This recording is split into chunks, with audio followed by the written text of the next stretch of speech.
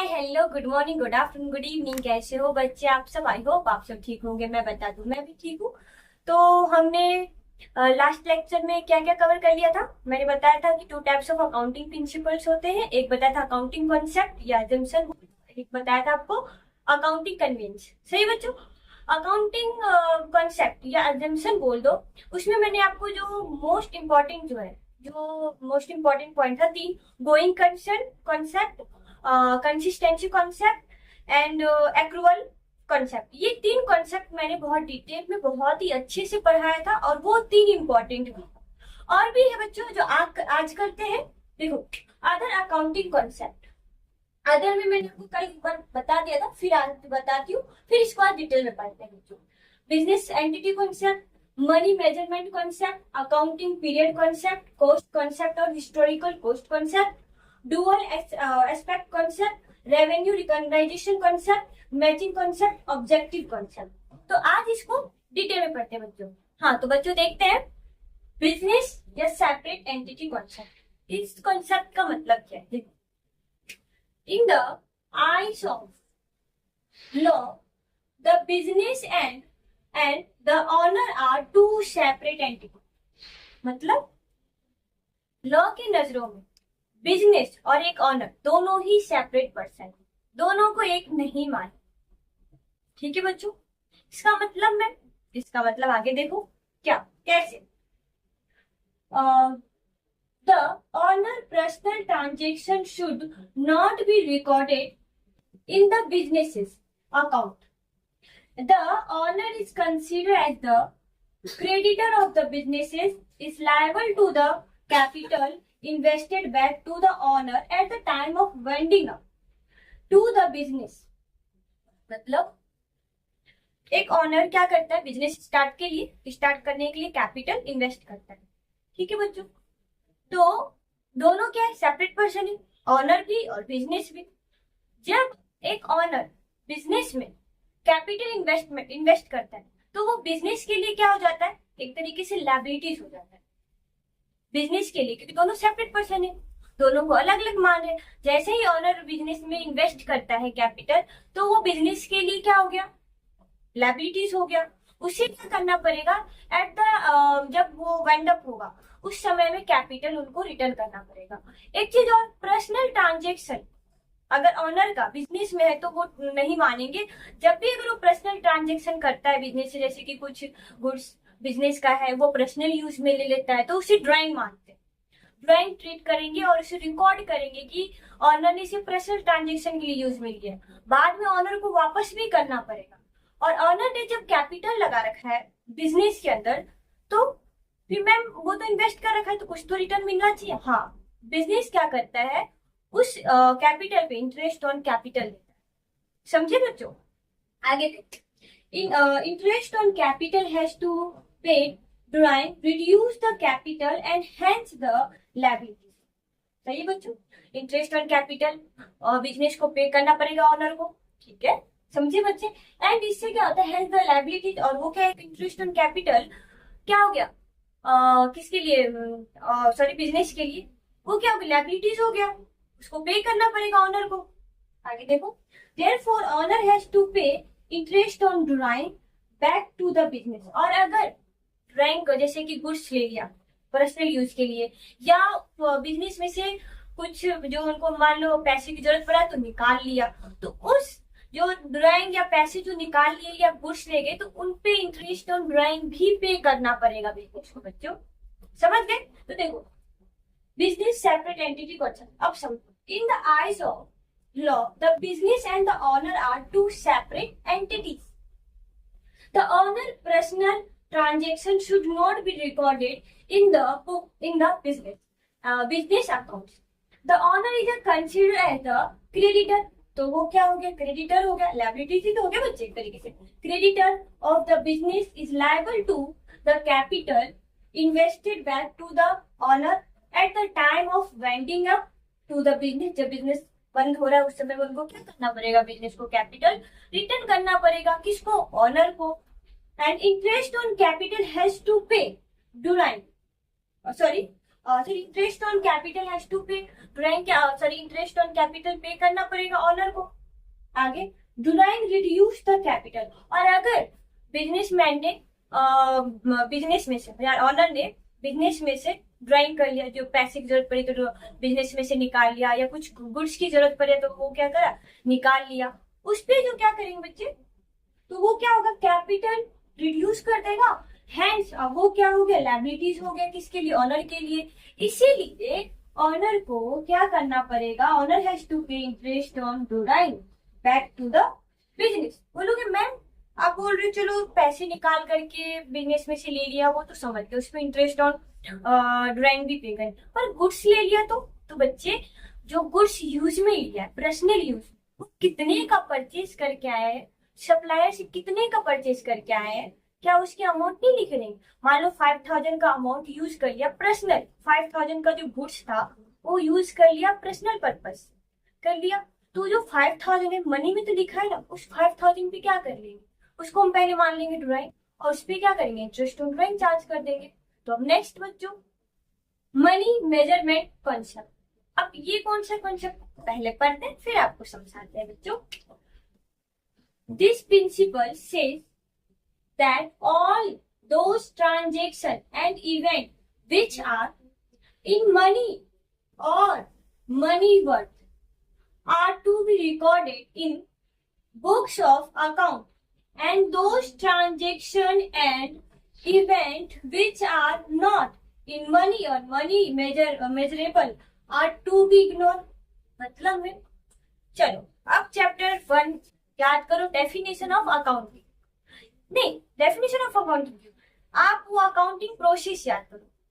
मैंने क्या बता रखा था आपको, सबसे पहले आइडेंटिफाई द फाइनेंशियल ट्रांजेक्शन, पहले आइडेंटिफाई करो कि फाइनेंशियल ट्रांजेक्शन क्या है, फिर इसको रिकॉर्ड करते हैं जिसे हम जनरल कहते हैं, फिर क्लासिफाई करते हैं जिसे हम लेजर कहते हैं, उसके बाद समराइज करना, फिर इंटरप्रिटेशन करना। याद है बच्चों मैंने कितनी बार मतलब उस चैप्टर में आपको अकाउंटिंग प्रोसेस बताती गई।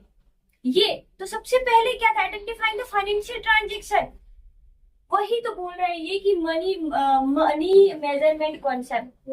अकाउंटिंग सिर्फ फाइनेंशियल ट्रांजेक्शन देखता है, और जो मनी से रिलेटेड, जो मनी में है या मनी से मेजरेबल, मतलब मनी मेजरेबल है, जैसे कि मनी में मनी वर्थ है, उसका मनी में वैल्यू है, उसी को तो रिकॉर्ड करते हैं। जैसे एग्जाम्पल से समझो, एक बात बताओ मुझे, यहाँ पे क्वांटिटी बता दी, 5 फैंस, 20 चेयर्स, 10 मशीनरी, ये तो एक क्वांटिटी है कि 5 जो है फैन है, 10 मशीनरी है, और जो भी है 20 चेयर है। ये क्या मैं क्वांटिटी बता रही हूँ, क्या यहाँ मनी में लिखा है, मनी में कुछ चीज बताया है, नॉट मनी, मनी में नहीं है, तो इसे रिकॉर्ड नहीं कर। अब इसी की जगह मैं आपको बोलूं कि 5 फैंस, इसका वैल्यू है 5000, 20 चेयर है जिसका वैल्यू है 20,000, 10 मशीनरी है जिसका वैल्यू है 1 लाख। तो देखो 5,000, 20,000, 1 लाख, ये क्या फाइनेंशियल ट्रांजेक्शन, ये मनी में दिया हुआ है, तो ये मनी है, इसको हम क्या करेंगे, रिकॉर्ड करेंगे।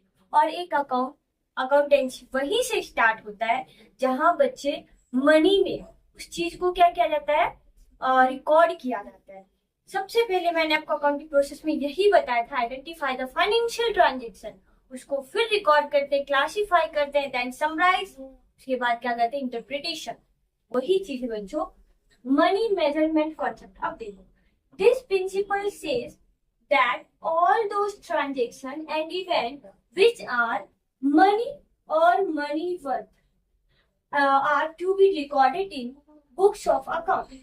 सही है, जो मनी या मनी वर्थ में गिवन है या आपको पता है या वो इवेंट है उसको ही रिकॉर्ड करेंगे। And those transactions and event which are not in money और money measurable are to be ignored.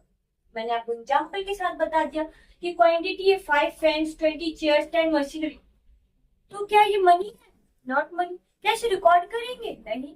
और इसी की जगह अगर बोल दे कि 5 फैन जो है 5,000 का है, 20 चेयर जो है 20,000 का है, 10 मशीनरी 1 लाख का है, तो ये क्या है, मनी, और इसे रिकॉर्ड किया जाता है। ये भी एक अकाउंटिंग कॉन्सेप्ट है, समझे बच्चे? तो कौन सा कॉन्सेप्ट पढ़ लिया? Money measurement concept, accounting period concept. अभी भी देखते, पहले रीड आउट करते, देन आपको मैं समझा दूं।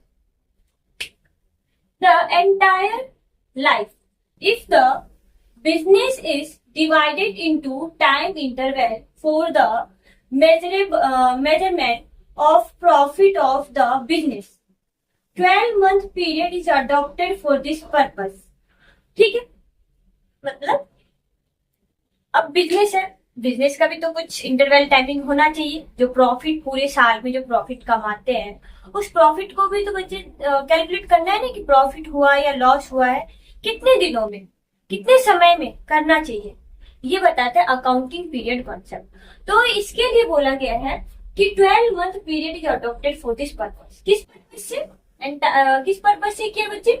Measurement of the profit of the business, business की प्रॉफिट को मेजर करने की। अब जो भी आप अब देखते हो बच्चे, जितने भी बिजनेस है वो कौन सा ईयर फॉलो करता है? फाइनेंशियल ईयर, जो कि 1 अप्रैल टू 31 मार्च होता है। ये क्या है? टाइम, 12 मंथ का टाइम, 1 अप्रैल से 31 मार्च, कितना मंथ है? 12 मंथ है। ये क्यों? ताकि प्रॉफिट को मेजर कर सके कि इतने समय में, किसी भी समय कोई भी अगर चीज देखो तो टाइम मेजर किया गया है, 2 मंथ, 3 मंथ, 4 मंथ। अगर आपका पेपर, चलो 11th का होता है, आपको पूरे क्लास में कितने मंथ रहते हैं? 12 मंथ। 12 मंथ के बाद में क्या आपके फाइनल एग्जाम होते हैं, उसमें मंथली टेस्ट भी होता है, फिर आप दूसरे क्लास में जाते हो नेक्स्ट। वही है ये बिजनेस के लिए, मतलब the entire life if the business is divided into time interval for the measurement of the profit of the business. ठीक है, बिजनेस के प्रॉफिट को मेजर करने के लिए कितने मंथ अडॉप्ट किया गया है? 12 मंथ अडॉप्ट किया गया। 12 month is adopted for this purpose। देखो बच्चों, these are two kind of accounting period। दो अकाउंटिंग पीरियड होता है, एक तो होता है कैलेंडर ईयर 1 जनवरी टू 31 दिसंबर, दूसरा होता है फाइनेंशियल ईयर 1 अप्रैल टू 31 मार्च। तो बच्चे अकाउंटिंग पीरियड कितने हैं? 2 टाइप्स के होते हैं। एक तो होता है कैलेंडर ईयर, जो कि 1 जनवरी टू 31 दिसंबर तक होता है, और एक होता है फाइनेंशियल ईयर, जो कि 1 अप्रैल टू 31 मार्च तक होता है। अब इंडिया में आपने क्या फॉलो करते हुए देखा होगा? जितने भी बिजनेसमैन है, बताओ बच्चे, सारे फाइनेंशियल ईयर फॉलो करने के लिए बोला गया है। वो कौन, अब किसने कहा? ये देखो, according to the amendment income tax law, ये जो अमेंडमेंट इनकम टैक्स लॉ है ना, उन्होंने बोला इन India businesses has compulsory follow the financial year. तो अकाउंटिंग पीरियड 2 टाइप्स के होते हैं, एक होता है कैलेंडर ईयर, एक होता है फाइनेंशियल ईयर बच्चों। और इंडिया में मैंडेटरी है, कंपल्सरी बोल दो, वो फॉलो करना पड़ता है फाइनेंशियल ईयर 1 अप्रैल टू 31 मार्च। आपने सुना होगा ना बच्चों कि आज 31 मार्च है, आज जितने भी बिजनेस है उनके बुक्स ऑफ अकाउंट को क्लोज कर दिया जाएगा और 1 अप्रैल से नया बुक्स ऑफ अकाउंट ओपन होगा। क्या आपने सुना? और उस दिन देखना बहुत से बिजनेस बंद भी रहता है 31 मार्च को, क्योंकि उस दिन जितने भी पूरे साल का 1 अप्रैल टू 31 मार्च जितना भी उन्होंने ट्रांजेक्शन किया है वो सारे को रिकॉर्ड करना पड़ता है उन्हें। देन 1 अप्रैल से क्या होता है, नया बुक्स ऑफ अकाउंट ओपन हो जाता है। तो समझ गए बच्चे अकाउंटिंग पीरियड कॉन्सेप्ट, ये क्यों होता है? The entire life in the business is divided into time interval for the measurement of profit of the business। 12-month period is adopted for this purpose। These are 2 kind of accounting period। Firstly, calendar year, जो कि start होता है 1 जनवरी to 31 दिसंबर, and financial year जो कि 1 अप्रैल to 31 मार्च तक होता है। और अपने इंडिया में according to the amendment income tax law in India businesses has compulsory बोल दो या mandatory follow the financial year. Okay बच्चे, नेक्स्ट करते हैं पोस्ट हिस्टोरिकल पोस्ट कॉन्सेप्ट। क्या होता है? According to the concept an asset is recorded in the books of account at the price at which was acquired।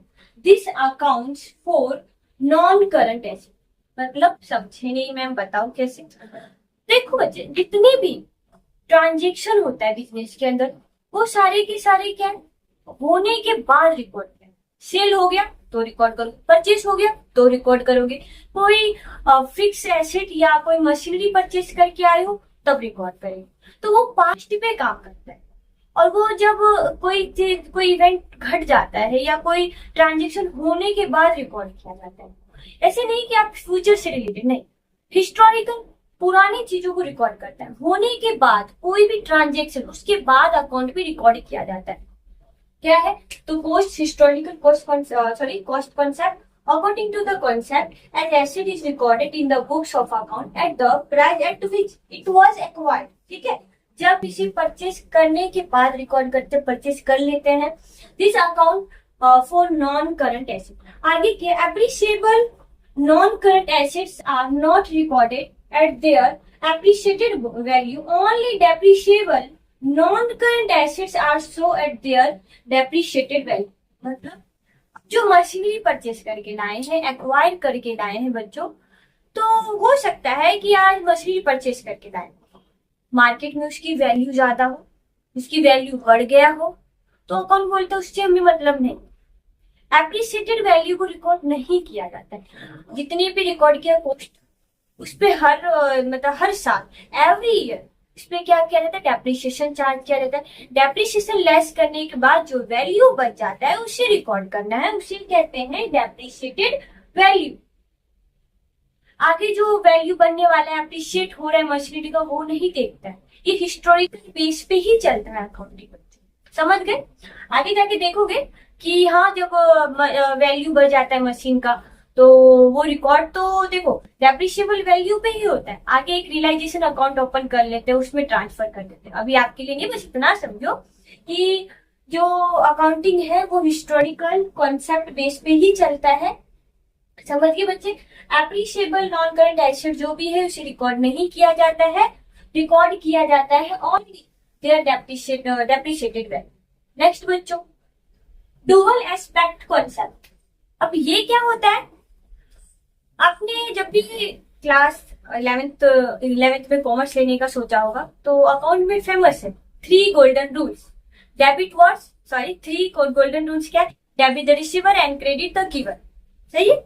Debit words come in, credit words goes out. Debit all expenses and loss, credit all income and gain. ये 3 golden rules है। ये किस base पे काम करता है? Dual aspect भी तो काम करता है। देखो, according to this concept, every business is recorded as having a dual aspect. देखो आगे, in other words, every transaction affect at least 2 accounts. 2 accounts काम करते हैं। क्या?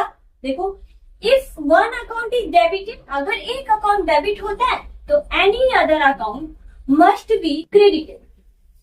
ये आप पढ़ने वाले बच्चे, अभी तो आपकी थ्योरेटिकल है, उसके बाद में 3 गोल्डन रूल्स पर होगे। डेबिट क्या, डेबिट वर्ड्स क्या, डेबिट वर्ड्स कम इन, क्रेडिट वर्ड्स गोज आउट। ये सारे अच्छे समझो, हर एक पॉइंट को मैं बहुत अच्छे से क्लियर करवाने वाली हूँ, तो अभी तो इतना ही समझो। आगे, the system of recording transaction based on this principles is called dual entry system. जो भी ट्रांजेक्शन रिकॉर्ड किया जाता है इस बेस पे, ऑन दिस प्रिंसिपल, इस बेस पे जो रिकॉर्ड किया जाता है उसे डुअल एंट्री सिस्टम कहते हैं। देखो, ये asset is equal to liabilities plus capital, ये अकाउंटिंग इक्वेशन है और आपके अलग से चैप्टर है, ये प्रैक्टिकल है जो कि अकाउंटिंग इक्वेशन है। सिर्फ इतना समझो कि ये जो बैलेंस होता है ना, एसेट से डेबिट होता है, लायबिलिटीज क्रेडिट होता है, और ये भी कैपिटल का भी जो बैलेंस होता है वो क्रेडिट बैलेंस होता है। अभी अच्छे से समझेंगे, आगे चैप्टर आएगा, अभी बताऊंगी तो आप कंफ्यूज होगी, इतना नहीं समझना है, बस इतना ही समझो। This concept lead to formation of this accounting equation. जो ये जो है ना बच्चों, ये जो मैंने बताया, asset is equals to liabilities plus capital, ये होता है अकाउंटिंग इक्वेशन। ओके, ये क्या है? Accounting equation. समझ गए? Dual aspect, debit and credit, पूरा जो आपका अकाउंट्स का खेल है ना, आप जो पढ़ने वाले हो वो डेबिट और क्रेडिट बेस पे ही चलने वाला है। तो डुअल एस्पेक्ट है। That revenue recognition realisation concept, ये क्या है? पहले देखते हैं। Concept of revenue recognition determines the time or the particular period in which the revenue is realized. Revenue, whether received or not, transactions is mentioned in the books of account where sale are done. Revenue recognition concept क्या है? ये क्या है? ये determine करता है कि the time और particular period in which revenue is recognise, कि रेवेन्यू को रिकॉग्नाइज कब करें, क्या टाइमिंग है. ये कहता है आपने सेल कर दिया है, सेल करने के बाद चाहे आपको पैसा रिसीव्ड हो या ना रिसीव्ड हुआ हो, उसे रिकॉर्ड करना है. बोलो मैम ये थोड़ा एक्रूवल वाला कॉन्सेप्ट नहीं लग रहा? एक्रूवल कॉन्सेप्ट जैसा. हाँ, एक्रूवल कॉन्सेप्ट में भी था. चाहे क्या है कि इनकम आपको रिसीव्ड हुआ है या नहीं हुआ है, उसे रिकॉर्ड करना है, एक्चुअल बेसिस पे चलना है. एक्सपेंसेस पेड किया है कि नहीं किया है, उसको क्या करना है, रिकॉर्ड करना है. बट शर्त क्या था कि वो ट्रांजेक्शन हो गया. सही है. इसमें भी वही है, रेवेन्यू वाला डाल दिया. रेवेन्यू एक्सपेंस क्या होता है? Concept of revenue recognition determined the times of a particular period in which the revenue is realized. Revenue whether received or not, the transactions is mentioned in the books of account where sale are done. Revenue जो ये concept है, revenue recognition concept, ये क्या बोलते हैं? चाहे cell हुआ हो, सॉरी सेल तो होना ही चाहिए, आपको अमाउंट मिला हुआ हो या नहीं मिला है. रेवेन्यू सेल करने के बाद जो अमाउंट आता है उसे क्या कहते हैं? रेवेन्यू. रेवेन्यू रिसीव्ड हुआ है या नहीं हुआ है, उसे क्या करना है? रिकॉर्ड करना है. तो नेक्स्ट बच्चों, मैजिक कॉन्सेप्ट देखते ही क्या होता है. This concept is very important for correct determination of net profit.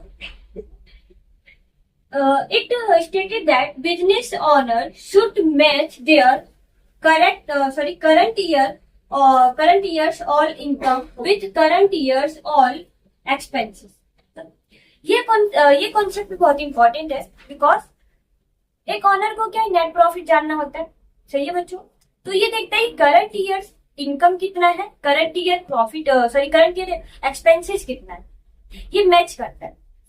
तो इसमें लिखा है it stated that business honour should match their current years all income with current years all expenses. आगे इफ करंट ईयर ये आएगा बच्चे, current year income is more than current year expenses, the business is in profit. मान लो current year का जो expenses है और current year का इनकम, अगर इनकम ज्यादा है, किससे? खर्चे से ज्यादा, एक्सपेंसेस से ज्यादा है, तो इसका मतलब क्या हुआ कि प्रॉफिट हुआ. सही बच्चे. इनकम ज्यादा है, खर्चा कम है, एक्सपेंसेस कम है, तो वो क्या हो गया? बिजनेस के लिए प्रॉफिट हो गया. तो if current year income is more than current year expenses, the business is in profit. If expenses are more than, the business is loss. अब क्या एक्सपेंसेस ज्यादा है, इनकम कम हुआ, तो इस केस में क्या हुआ? बिजनेस को लॉस हो गया.